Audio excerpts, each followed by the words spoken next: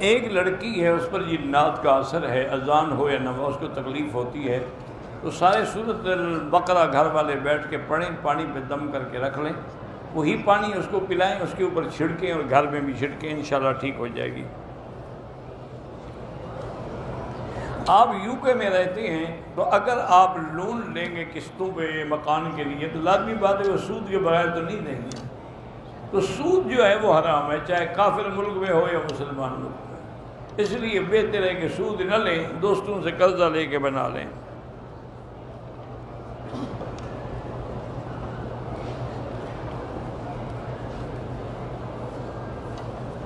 کاروبار تھا والد کا جو ڈوب گیا، پھر بڑے بھائی نے اس کاروبار کو سنبھالا، کاروبار اچھا ہو گیا، اس نے اپنے بچوں کے لیے پلاٹ لیے، گھر خریدے، چھوٹے بھائی کو ٹھیک ہے تو اس کی اپنی کمائی ہے نا، اب اس کی مرضی ہے وہ چھوٹے بھائی کو دے یا نہ دے، والد کی جائیداد تو نہیں، والد کا ڈوب گیا تھا سب کچھ۔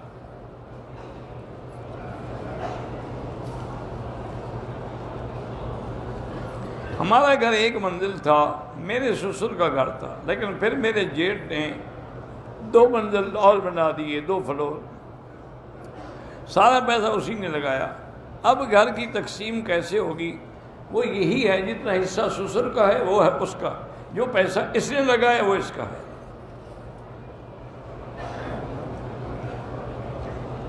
ایک عورت بچوں والی ہے، اسے دبئی اسلامی ملک میں نوکری بینک میں مل رہی ہے، بہرحال وہ کر سکتی ہے نوکری، لیکن احتیاط کرے کہ پردے کے ساتھ رہے، غیر مردوں کے ساتھ اختلاط نہ کرے۔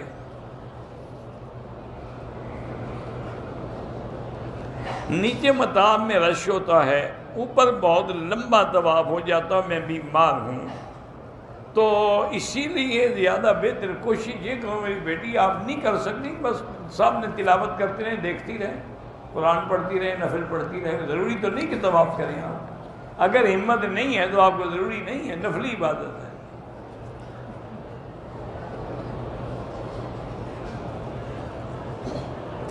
میں نے منت مانی تھی کہ میری بہن بیمار ہے، اگر شفا ہو گئی میں روزہ رکھوں گی، وہ فوت ہو گئی تو اب روزہ رکھنے کی کوئی ضرورت نہیں، جب وہ ٹھیک نہیں ہوئی تو روزہ تو تب رکھنا تھا آپ نے جب اس کو شفا ہوتی۔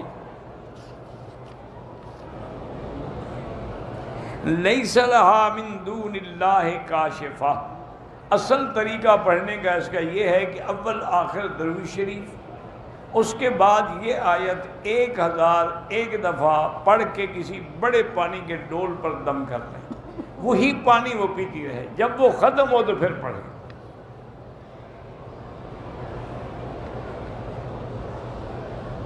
اللہ سب کو صحت عطا فرمائے۔ میرے ابھی دوست ہیں بڑے پرانے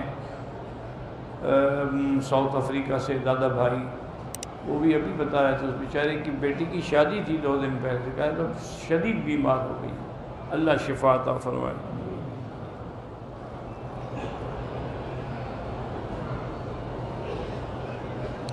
ایک عورت، اس کی عمر 42 سال ہے، وہ شادی کرنا نہیں چاہتی، نوکری بھی کرنا نہیں چاہتی، لوگ اس کو کہتے ہیں کہ تمہیں قبر میں عذاب ہوگا، عبادت قبر کوئی اس وجہ سے قبر میں عذاب نہیں ہوگا، نہ کرے شادی، اس کی مرضی ہے۔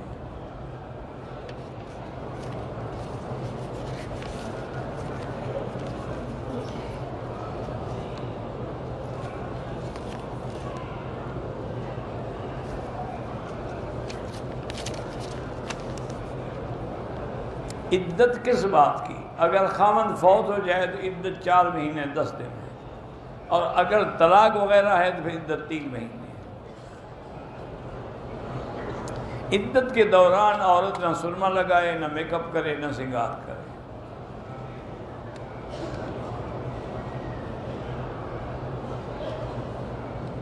کہتے ہیں کہ پنجتن پاک کے لیے ایک حدیث پیش کرتے ہیں کہ حضور نے چادر لپیٹ کے بیٹھے تھے، حضرت علی کو فرمایا تم بھی آ جاؤ، فاطمہ حسن حسین کو بلا لو، ہم پہنچے ہیں، تو بہرحال اس کے بعد انہوں نے کہا کہ یہ میرے اہل بیت ہیں، ہؤلاء اہل بیتی۔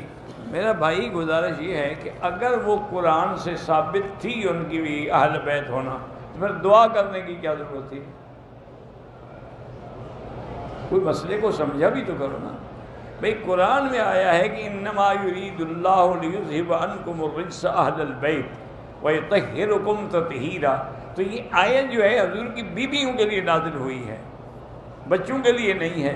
تو اس لیے حضور نے پھر اپنی چادر ڈال کے دعا کی کہ اللہ ان کو بھی اہل بیت میں شامل فرما لے۔ تو ہمارا تو خیر ایمان ہے کہ وہ حضور کی دعا سے اہل بیت میں ہیں، اور بیویاں جو ہیں وہ قرآن کی وجہ سے اہل بیت میں ہیں، سب اہل بیت ہیں رضی اللہ عنہم ورضوا عنہ۔ میرے گھر میں جو نامحرم رشتہ دار آتے ہیں میں ان سے پردہ کرتی ہوں، پھر بھی وہ میرے قریب آتے ہیں، ان کو گناہ ہوگا قریب آنے کا۔ ایک عورت کو طلاق دی گئی تو ایک مولوی صاحب نے فتویٰ دیا کہ اس کی عدت 40 دن ہے، انہوں نے غلط فتویٰ دیا۔ اگر عورت کو حیض آ رہا ہے تو پھر 3 حیض سے پاک ہوگی، پھر جا کے عدت پوری ہوگی، اور اگر حیض نہیں آ رہا ہے تو پھر 3 مہینے عدت ہوگی۔ یہ 40 دن والی عدت مولوی صاحب نے کوئی خود نکالی ہوگی، یا وہ خود شادی کرنا چاہتا ہوگا بیچارہ، ہم نے کوئی اور آ کے نہ لے جائے، میں پہلے اپنا حق بنا لوں، بھائی پوری ہوگی چلو نکاح کر لو، چاہے زنا ہوتا رہے ساری زندگی۔ انا للہ و انا الیہ راجعون۔ میرے بہن کا رشتہ بچپن میں چاچے کے بیٹے سے ہوا تھا، لڑکا ٹھیک نہیں ہے اور چھوٹا موٹا نشہ بھی کرتا ہے، پڑھا لکھا بھی نہیں ہے۔ اگر میری بہن کچھ کہتی ہے تو بولتا ہے کہ میں گھر چھوڑ کر چلا جاؤں گا، اللہ ہدایت دے۔ اس کے علاوہ بیٹی ہم کیا کر سکتے ہیں؟ اللہ کا نام ہے یا لطیف و یا ودود، ہر نماز کے بعد ایک تسبیح پڑھ کے دعا کیا کریں۔ میری امی 5 وقت کی نمازی ہیں، لیکن نماز پڑھتے پڑھتے ان کو نیند آ جاتی ہے، اس کو پڑھتی رہیں، کوئی بات نہیں، یہ سکون کی علامت ہے، اللہ کی طرف سے رحمت نازل ہوتی ہے۔ اسی لیے کسی نے کسی بزرگ سے جا کے مسئلہ پوچھا کہ حضرت کیا بات ہے کہ اگر ہم ٹیلی ویژن پہ بیٹھے ہوں، ڈش پہ بیٹھے ہوں، کیبل پہ بیٹھے ہوں، ساری رات گزر جائے ہماری پلک نہیں جھپکتی، لیکن اگر ہم قرآن شریف پڑھنا شروع کر دیں فوراً نیند آ جاتی ہے، اس کی کیا وجہ ہے؟ حضرت نے فرمایا کہ بھائی ایک بستر پہ پھول بچھے ہوں اور ایک پہ کانٹے، تمہیں نیند کس پہ آئے گی؟ انہوں نے کہا جی کانٹوں پہ کس کو آتے ہیں؟ کہا شیطان کا کام کانٹے ہیں، وہاں کیسے نیند آئے؟ رحمان کا کام تو پھول ہے، وہاں تو نیند آئے گی۔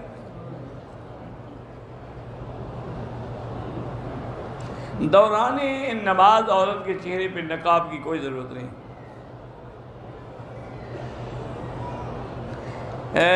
میری 3 بیٹیاں ہیں، شوہر غیر عورتوں سے باتیں کرتے ہیں، ان کے لیے بھی وہی پڑھو یا لطیف و یا ودود۔ ایک آدمی نے دائیں طرف سلام پھیرا، ابھی بائیں نہیں پھیرا تھا کہ وضو ٹوٹ کے نماز ہو گئی۔ ایک سلام سے بھی نماز ہو جاتی ہے۔ جو آدمی خود مقتدی ہو، پیچھے سے کوئی آگے کھڑا ہو جائے، حنبلی مسلک میں تو جائز ہے، حنفی میں جائز نہیں ہے۔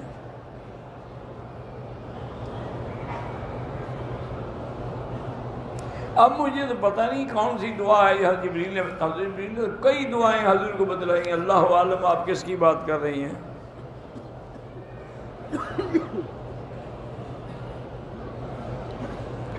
بہرحال تلاوت، ذکر، دعا ایسا کریں یا زور سے، زبان سے لازماً ادا ہوگا۔ وہ سانس کے جو معاملات ہیں وہ تصوف کے معاملات ہیں، تمہاری وہاں تک پہنچ نہیں ہے۔ ان نے ایک مشق کی ہے کہ ہر سانس سے اللہ کا نام نکلے۔ عصر کے بعد میت کو دفن کر سکتے، کیوں نہیں کر سکتے؟ رکھے رہے ہیں، یہ اچھا مسئلہ ہے بھائی۔ عصر کے بعد نماز نہیں پڑھ سکتی، یہ نہیں کہ میت بھی دفن نہیں کر سکتے۔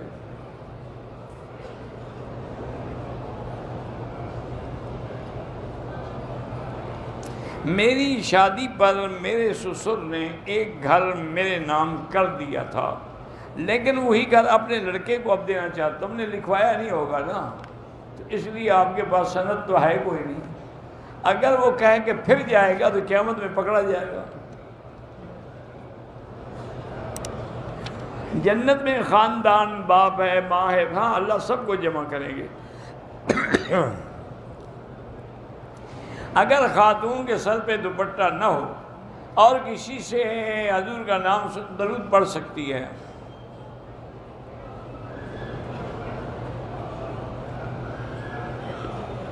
میاں بیوی حج کے احرام میں تھے، شوہر نے بیوی کو چہرے کے پردہ کرنے کو کہا، چہرے کا پردہ تو ہے ہی نہیں حج میں، اس کو آگے صرف کپڑا لٹکانا ہے، باقی اللہ معاف کرے۔